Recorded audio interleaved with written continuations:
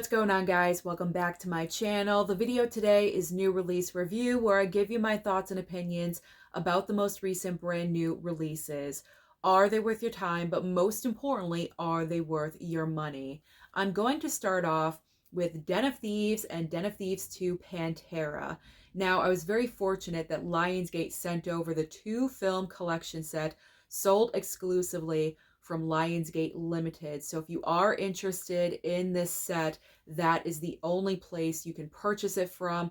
I did a complete unboxing of the set here on my channel. In case you missed that video, I will link that down below in the description box. So I was really excited to watch both of these movies because I had never seen either one of the films before, and also I really enjoy watching heist and robbery movies, and that's what we're dealing with here in both of these films. Some of the best movies in this genre are, of course, Point Break, The Town, and let's not forget Heat. So I was just really excited to watch both. Now, what we're dealing with as far as plot line, I'm not going to spoil anything for you guys, just a vague description. We have Gerard Butler right here, who is the cop, and he is on the tail of this ring of criminals that are pulling off these robberies. That's all I'm going to say. That's it. That's all I'm going to say. So I really enjoyed watching both of these movies, although I will say, personally for me, I enjoyed the first film a little bit more than the second movie. I'm not really sure of the runtime of the first film. I didn't catch that. But the runtime of the second movie is almost 2.5 hours. I think it's 2:25, something like that. I felt like with the second movie, because it was the sequel, they kind of felt the need to go bigger, better, bolder, that kind of thinking where, if it's the second, third movie in a franchise, you have to go a little bit bigger to have it be a little bit more extravagant, a little bit more ridiculous. And I felt like it didn't really need to go there. I like the simplicity of the first movie. You have this ring of criminals that are all working together to pull off this heist. They all have their jobs that they're doing, their research to pull this off. Simple is better sometimes, and I always say that. You don't necessarily have to go so extreme to make a movie just as good as the first one. So that's where I think the second movie just faltered a little bit for me, because personally for me, with my movie taste, what I like to see, simple is sometimes better than more complicated and more over extravagant. Because in the second movie, they go to a completely different country. The heist is obviously so much more complicated, so much more involved. I will say what's great about both movies are the action sequences and the tension building, the intensity that you're feeling every single time that they're put in that situation, and you're wondering, are they going to pull it off? And it's just good fun to watch. I will say that. But the over redundance of the second movie, the elongated runtime, wasn't necessary for the second film. I still enjoyed it. Don't get me wrong. It's not like I hated the movie. I did not hate the sequel at all. I just felt like it just went a little bit over the top where it wasn't necessary. But do I recommend both of these movies to you? Do I recommend that you pick up the collection set? Absolutely. These are fantastic looking steel books. There's the back. There we go. As I show you guys in the complete unboxing of that video. And then, did that make sense? It just does. We'll roll with it.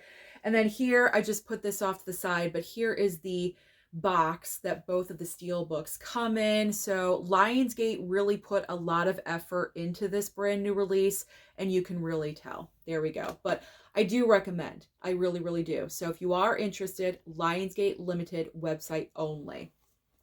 All right, so Den of Thieves, I'm looking forward to the third. I'm thinking there's going to be a third one. So when that does come out in theaters, I probably will make that a priority to go and check out that movie when it does get released. All right, next up, let's switch gears. We have got from Paramount. Paramount sent over the brand new 4K of Tommy Boy. Tommy Boy is a classic comedy from the 90s starring Chris Farley, David Spade. I mean, I'm laughing because I just looked over at Chris Farley's face and I'm laughing. But this movie, it never fails to make me laugh. I always have a great time watching this film. If by chance you've not seen Tommy Boy, you know what? I just realized I didn't talk about the 4K transfers with Den of Thieves, both of those movies. They look great. Okay, they look great. Both of them. I think the first movie, I'm sorry that I'm doing this, but I literally just realized that I forgot to mention the 4K transfers, and I don't want to redo this video. So really quickly, going back to Den of Thieves just for a second. Wow. Okay, let's go back just for a second to talk about the 4K transfers. So the first Den of Thieves movie, wow, the 4K transfer really, really impressed me. It looked fantastic, really nicely done. The second movie, don't think it was as great as the first, but it still looks solid. So you won't regret picking this up. Now I'm tongue-tied. You won't regret picking this up. There we go. I am so sorry. I apologize. Okay. Going back to Tommy Boy. You know me. I get tongue-tied very easily and I try to save it every single time. Okay. Moving on to Tommy Boy. So brand new 4K Steelbook, 4K upgrade of Tommy Boy. On chance that you've never seen this movie, this is a hilarious comedy. It is all about Chris Farley's character. He is Tommy Boy. So his father owns this business, and Chris Farley is a new college graduate in the movie when it first starts, and so he doesn't really have a plan for the future, really. He kind of like goofed off in college. He was there for like 7 years, you know, that type of character. So he goes home to his father's business and kind of like, okay, I'm going to work for my dad now. David Spade's character, he works for Chris Farley's father. And so there is a new bride in the mix because Chris Farley's father is going to get married. Unfortunately, his father passes away. And so Chris Farley, as his son, takes it upon himself to kind of step into his father's shoes because they don't want to sell the business off to another company. Their business has always been a family business. So he wants to prove that he can do what his father did. So David Spade and Chris Farley go on a cross-country adventure, and it is just so ridiculous and so amazing. You have to see this movie. This is so freaking funny. It's unbelievable. And it's just really sad at the same time because we lost Chris Farley so early in his life. And I just really wonder what else he would have done if he had lived longer. So that is just completely unfortunate. But as far as the 4K transfer goes, so I don't want to miss out on that again. I apologize. I don't know what's wrong with me today. So the 4K transfer for Tommy Boy, is this worth your time? Is this worth your money? It's definitely worth your time, but is it worth your money to upgrade to the 4K? I say yes. This looked really, really nice throughout. Solid 4K upgrade. So it's got my seal of approval, my stamp of approval, whatever you want to call it. Definitely pick up the 4K Steelbook of Tommy Boy. You need that in your life. All right, let's get this back on track because I feel like this video is kind of crumbling right now. So let's focus in. Let's focus in and finish off strong. Okay. Yikes. Yikes. Okay. Let's talk about WolfMan. So Universal sent the 4K over to me. I am very grateful for that because obviously if it was not for review copies, I would not be getting anything for physical media right now. So I am definitely grateful to Universal for sending this over. I did not see it at the theater, so this was a first time watch. As far as for positives, I will say I enjoyed the lead actor in the role. I think his name is Christopher Abbott. I'm trying to look up the name. I should have done this prior. I apologize. But I think his name is, Christopher Abbott plays the father in the movie. he was definitely one of the standouts for me because you could really tell that he cares about his family, in particular his daughter. He would do anything for her, and it just really pulls at your heartstrings with what happens to him in the movie, knowing that it's no longer going to be like that with how the movie pans out. You know what I'm saying? So he was definitely a great positive. Another positive was the werewolf transformation. As the movie goes along, it's not like he turns into a full-on werewolf right away. It kind of slow transitions throughout the entire film because you have the main character, Christopher Abbott. He is the father in the movie. He has a wife and a daughter, and he is kind of estranged from his dad. But what happens is that his father is officially declared dead, and so as his next of kin, he has to go to his home that's like deep, deep, deep in the woods. Nothing good ever happens deep, deep, deep in the woods, right? We always know that. So he has to go to the house to clear it out of his father's things, and he decides to kind of like, you know, just make a whole trip out of it because him and his wife don't really have like the most solid marriage. It's kind of rocky. So he figures this would be a good opportunity for them to kind of like bond, spend some time together, get their marriage back on track with their daughter, have a great like family time doing this, even though it's kind of sad circumstances, but you know, to do this as a family and kind of just bond closer.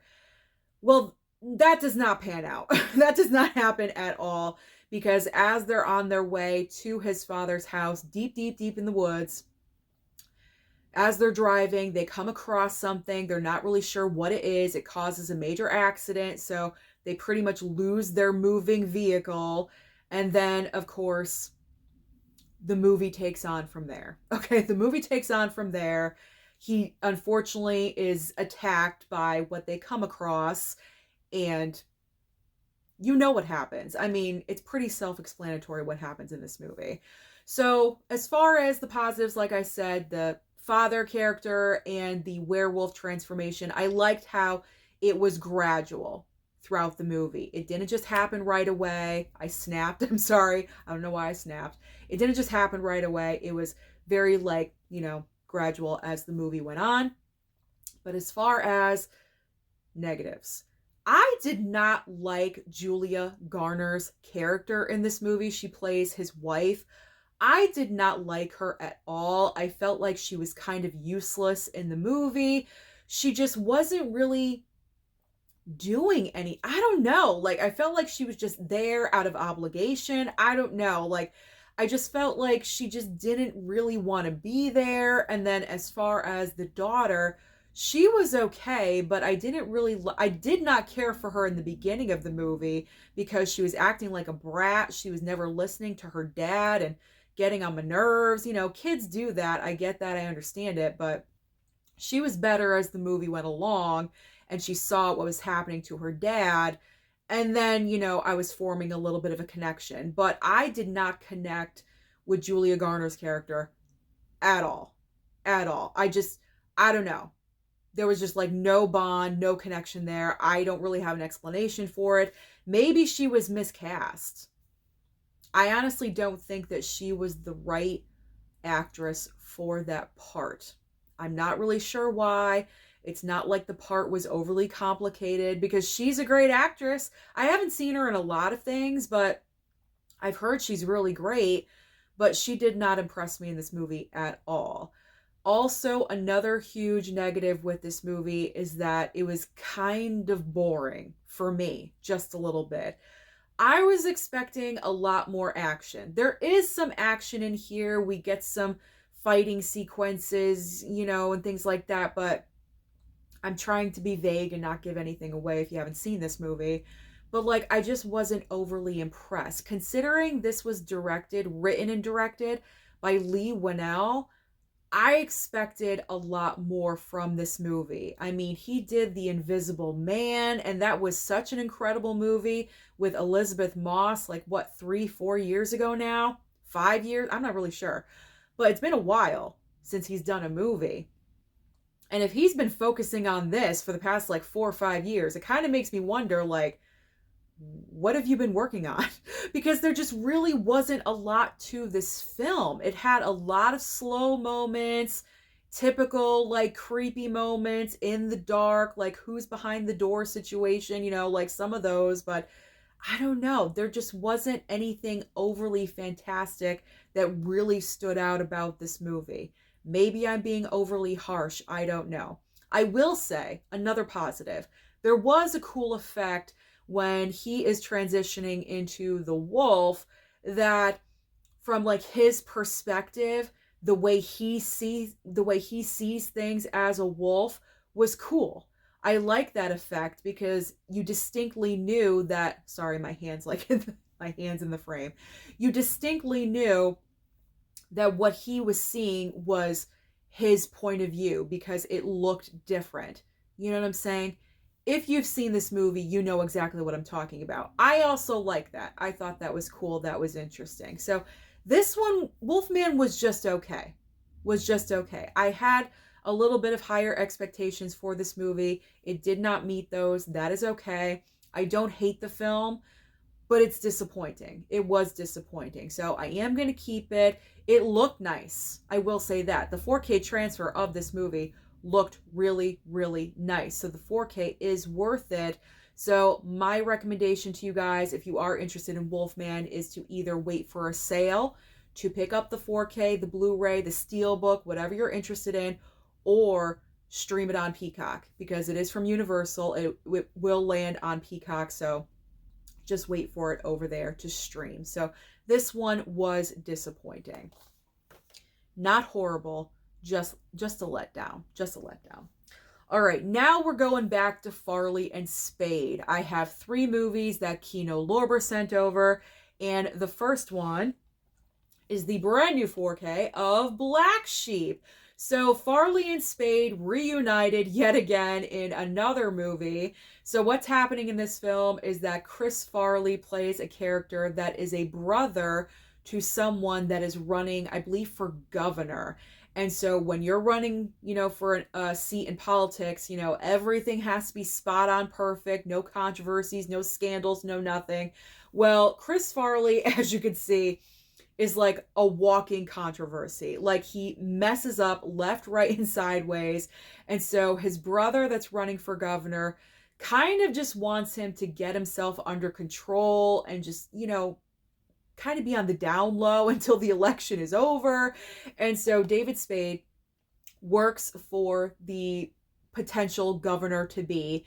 And so he kind of is like a babysitter to Chris Farley, and eventually in the movie takes him away. And of course, again, in the woods, a cabin in the woods situation, takes him away as far as he can.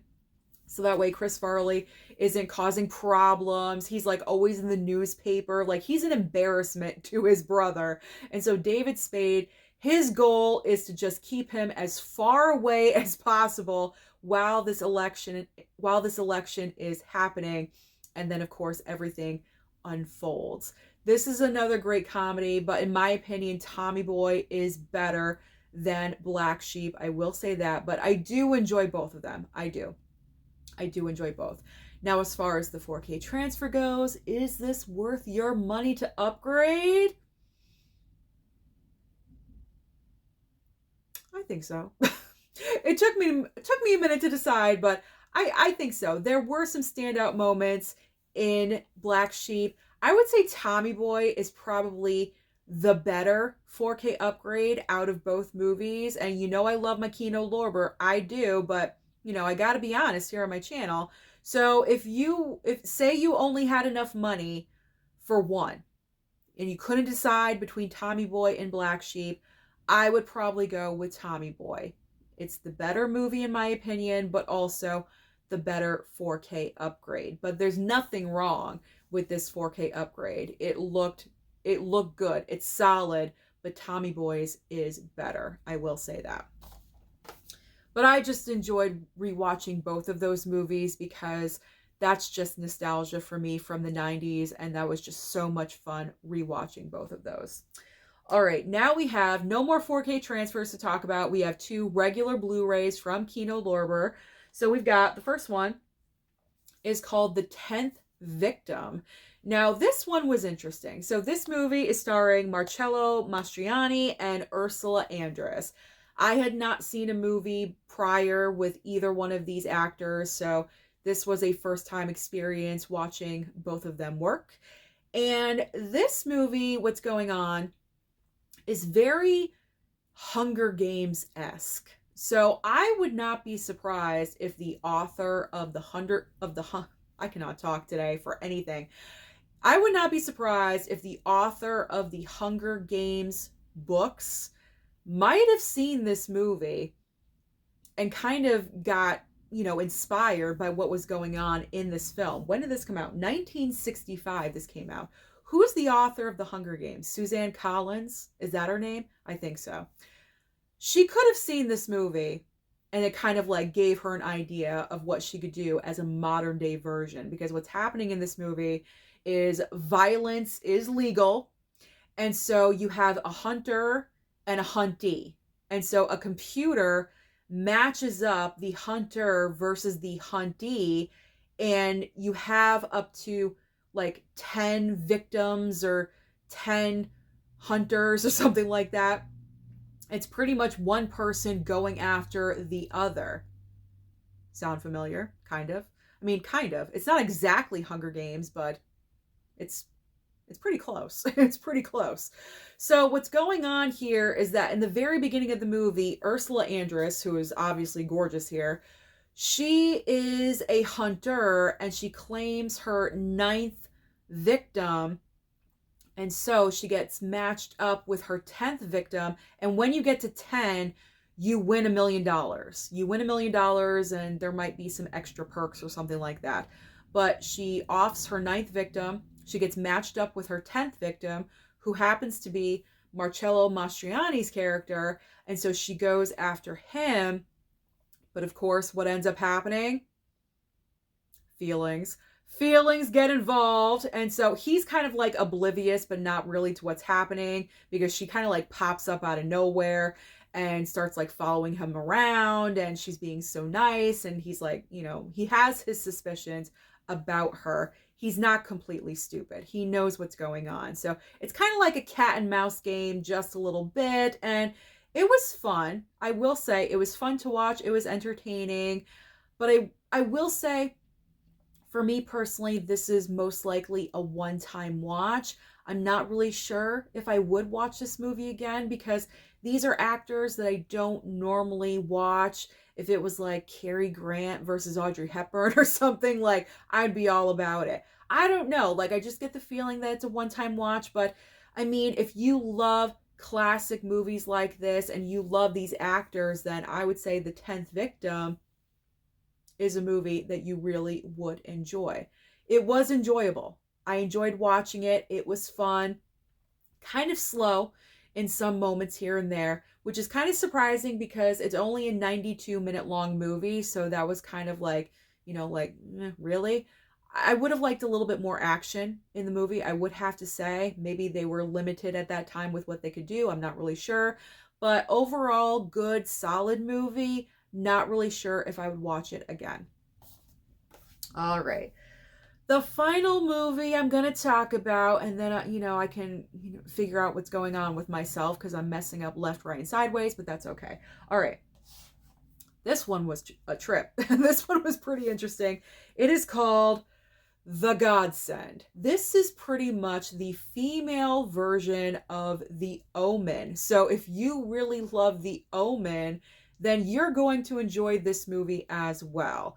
So in this film, we have a couple. They have 4 children. One of them is not a newborn, but a baby at this point. And so baby, 3 children. They come across this woman, random woman, and she's pregnant. Why they invite her back to their house, I have no idea. I think the mother did it. That's not something the father would do. I think the mother did it. The mother brings this other chick back to their home. She's pregnant.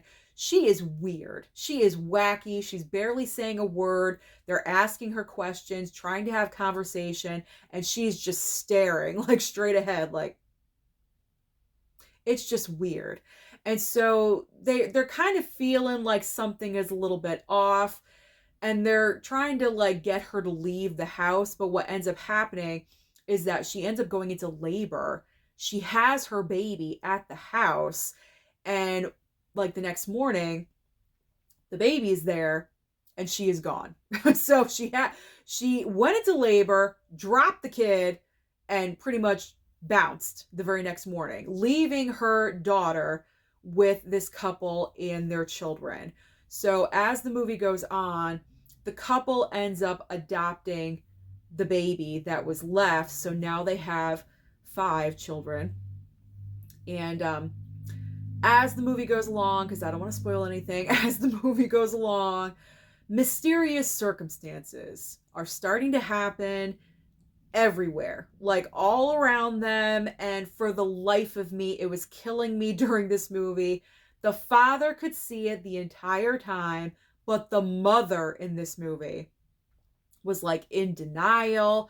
I don't know what was wrong with her. Like, things are happening that are not normal in your household, and you're not noticing that this started happening ever since this new child entered your life. How are you not putting 2 and 2 together and realizing that this new child is the cause of all the havoc that is going on in your life? I don't know. This mother character was literally killing me. She was blaming everyone but the child, but the little girl. It made no sense to me. Anytime something really tragic happened, she didn't have like a huge emotional reaction. She was just very stoic. And she was getting kind of crazy towards the end of the movie when she was talking about divorcing her husband. But she should have had more emotion in the middle of the movie when like everything was going on. It was driving me nuts. It was literally driving me crazy that the father was like the only one in the movie that had any common sense. And even he wasn't really putting it together until like maybe a third of the way through the movie. It was frustrating. It was frustrating, but you know what?